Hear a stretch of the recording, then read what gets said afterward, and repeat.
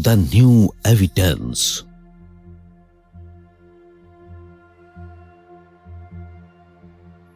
जब से मानव सभ्यता का इतिहास लिखा गया है, तभी से आर्कियोलॉजिस्ट नई नई संरचनाएं ढूंढ रहे हैं। ऐसी संरचनाएं जिनके ऊपर लिखे और खुदे लेखों ने हमारे अतीत के बारे में हमारी सोच पर सवाल खड़े कर दिए हैं। हजारों साल पुराने खंडहरों में जो इंजीनियरिंग नजर आती है, वो आज की हमारी इंजीनियरिंग से कहीं बढ़कर है। प्राचीन पत्थरों पर बनी आकृतियां अंतरिक्ष यात्रियों से मिलती जुलती हैं और रहस्यमय मोनोलिथ करीब करीब हर महाद्वीप में सितारों की बिल्कुल सीध में खड़े नजर आते हैं। 1968 में लिखी अपनी किताब चैरियट्स ऑफ द गॉड्स में एरिक वॉन डेनिकन ने यह कहा था कि ये सबूत एक अटल सत्य की तरफ इशारा करते हैं। वो ये कि हमारे अतीत में पृथ्वी पर परग्रही आए और उन्होंने मानव इतिहास की दिशा बदल दी। इस विचार को एंशिएंट एस्ट्रोनॉट थ्योरी कहते हैं और आज इसे दुनिया भर में लाखों लोग सही मानते हैं। इस कमरे में बैठा हर शख्स यही पूछना चाहता है कि क्या आपने एंशिएंट एलियंस देखा है और उस प्रोग्राम के बारे में आपकी क्या राय है। किंग टट की कब्र शायद सबसे रहस्यमय है। कैलिफोर्निया इंस्टीट्यूट ऑफ टेक्नोलॉजी के एक लेख में दावा किया गया है कि उन्होंने प्लूटो के पार नौवा ग्रह ढूंढ लिया है। एंशिएंट एस्ट्रोनॉट थ्योरिस्ट मानते हैं कि पृथ्वी पर दूसरे ग्रहों से आने वाले जीवों के सबूत हमारे आसपास बिखरे पड़े हैं और हम आज की टेक्नोलॉजी के सहारे पहले से कहीं ज्यादा पुख्ता सबूत ढूंढने में लगे हैं। मंगल ग्रह पर तरल पानी मिला। नासा के हबल स्पेस टेलीस्कोप ने सौर मंडल के पार के ग्रहों की पुष्टि की है। ग्लीस 581 ये अभी तक का खोजा गया एक ऐसा एक्सोप्लैनेट है जो काफी हद तक पृथ्वी जैसा है। पिछले कुछ सालों में ग्रेट पिरामिड में कई अलग अलग शाफ्ट्स की खोज हुई है और ऐसा मुमकिन हो पाया है हमारी आज की टेक्नोलॉजी की बदौलत। यही सब कुछ हबल टेलीस्कोप की बदौलत एस्ट्रोनॉमी में हो रहा है। हमने अभी तक 2500 से ज्यादा एक्सोप्लैनेट्स ढूंढ लिए हैं। इसका मतलब वो ग्रह जो हमारे सौर मंडल से बाहर के हैं। ये सब कनेक्टेड हैं। हमें अब इन चीजों को एक दूसरे से जोड़ना चाहिए। आज हमारे आर्कियोलॉजिस्ट्स जिन नई टेक्नोलॉजी का इस्तेमाल कर रहे हैं, उनमें ground penetrating radar, satellite images और फिर गूगल अर्थ वगैरह हैं, जिनसे आर्कियोलॉजिस्ट्स को काफी फायदा मिल रहा है और अब उन्हें वो चीजें मिलने लगी हैं जिनका पहले वजूद ही नहीं था। सच कहें तो विज्ञान एक विश्वास है जो कई सबूतों पर आधारित है, लेकिन जब हमें नए सबूत मिलते हैं तो सही वैज्ञानिक तहकीकात यही है कि हम उन सबूतों को उस मॉडल में शामिल करें जो हम बना रहे हैं। अगर हम हाल ही में हुई खोजों को देखें तो साफ नजर आता है कि वो एंशिएंट एस्ट्रोनॉट थ्योरी के क्षेत्र में आज तक की सबसे बड़ी खोज है। विल्शर इंग्लैंड। यहाँ मौजूद है पृथ्वी पर बनी पत्थर की सबसे रहस्यमयी संरचना स्टोन हिंज।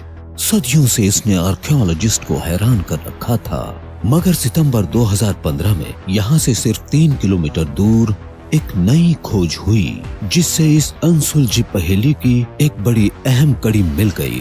ग्रेट ब्रिटेन के डोरिंगटन वॉल्स सबसे बड़ी प्राचीन हिंज संरचना या जमीन पर बनी एक गोल आकृति है, जहां आर्कियोलॉजिस्ट्स ने ग्राउंड पेनिट्रेटिंग रडार से एक बड़ी चौंकाने वाली खोज की।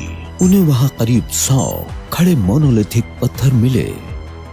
हाल ही में स्टोनहेंज से करीब 3 किलोमीटर दूर एक तरह का सुपरहेंज मिला है, जो बड़ा ही रहस्यमय है, क्योंकि वहाँ काम करने वाले आर्कियोलॉजिस्ट के मुताबिक वो और पुराना है। अब सवाल ये उठता है कि अगर वो स्टोनहेंज से पुराना है तो उसे वहाँ बनाने का मकसद क्या था और उसे क्यों बनाया गया था। अभी हम जहाँ हैं ये डरिंगटन वॉल्स का दक्षिणी हिस्सा है, सुपरहेंज का दक्षिणी छोर। यहाँ मेरे पैर के नीचे कम से कम एक और इस जगह पर करीब 90 बड़े पत्थर हैं। ये पत्थर जो करीब 15 फुट ऊंचे हैं और उनमें से हर एक का वजन 10 से 15 टन है और ये उस विशाल आर्क का हिस्सा थे जिसका रुख उत्तर के आसमान की तरफ था। वो डरिंगटन वॉल से भी पहले बने एक रहस्यमय मॉन्यूमेंट का हिस्सा थे, जबकि डरिंगटन वॉल्स ही करीब 2500 बीसी में बनाई गई थी। मतलब वो उससे सैकड़ों या शायद हजारों साल पुराने हो सकते हैं। मगर वो यहाँ किस लिए हैं, ये एक बड़ा रहस्य है। इन पत्थरों को यहाँ जानबूझकर गाड़ा गया था और ये एक ऐसे रिचुअल कॉम्प्लेक्स का हिस्सा लगते हैं जो सिर्फ इस साइट तक ही सीमित नहीं था, बल्कि उस पूरे मैदान का हिस्सा थे जहाँ ये मिले हैं। इन पत्थरों ने उस साइट को एक तरफ से घेर रखा था और बाद में उन्हें एक टीले के नीचे दफन कर दिया गया, जो बड़ी रहस्यमय बात है। अभी तक सुपरहेंज के जो पत्थर मिले हैं वो एक आग का हिस्सा थे और बहुत से रिसर्चर्स मानते हैं कि शुरू में ये एक पूरा गोला था, उस प्राचीन संरचना की ही तरह जो यहाँ से 270 मीटर दूर दक्षिण में है, वुडहेंज। ये है वुडहेंज। ये एक छोटा मॉन्यूमेंट था जिसमें लकड़ी के खंभों के 6 कंसेंट्रिक रिंग्स थे और करीब 4000 साल पहले उनका रुख आसमान की तरफ था। ये मॉन्यूमेंट भी उसी तरह से गोलाकार था जैसे कि स्टोनहेंज, और इससे हमें ये पता लगता है कि डरिंगटन के छोर पर लगे 90 पत्थर अपने आप में एक बहुत बड़ा गोला थे। पत्थरों से बना इतना बड़ा रिंग यूरोप में तो नहीं है, शायद दुनिया में भी कहीं नहीं है। हैरानी की बात तो यह है कि हाल में खोजा गया सुपरहेंज यहाँ से पृथ्वी के नीचे से निकाली गई इकलौती चीज नहीं थी।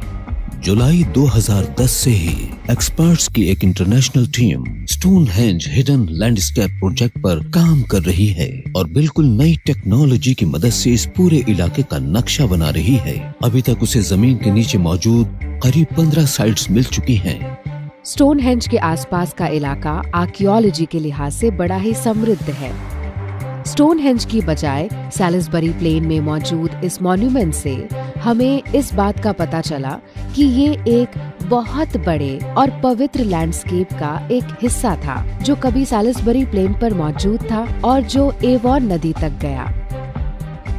इसमें कोई शक नहीं कि नई खोजों के बारे में इंग्लिश आर्कियोलॉजिस्ट को अब स्टोनहेंज के बारे में बिल्कुल नए सिरे से सोचना पड़ेगा। अब स्टोनहेंज के बारे में ये नहीं कहा जा सकता कि वो इकलौता है या उत्सुकता पैदा करने वाला रह गया है।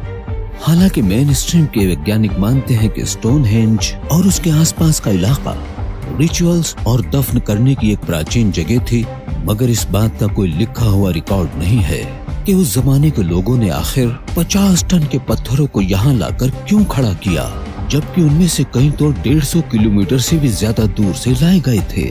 अब जबकि एक दूसरा स्टोनहेंज भी मिल गया है तो इस बात पर भी सवाल उठने लगे हैं कि ये जगह क्या लाशों को दफन करने की जगह थी।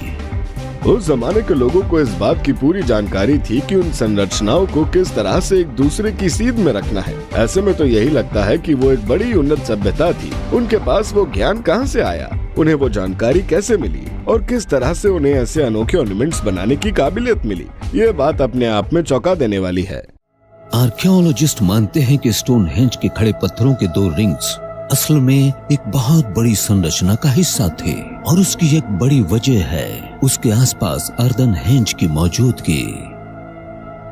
इससे यही अंदाजा लगाया जा रहा है कि सुपरहेंज के भी कई और रिंग्स थे और इन संरचनाओं में शायद दीवारें और छत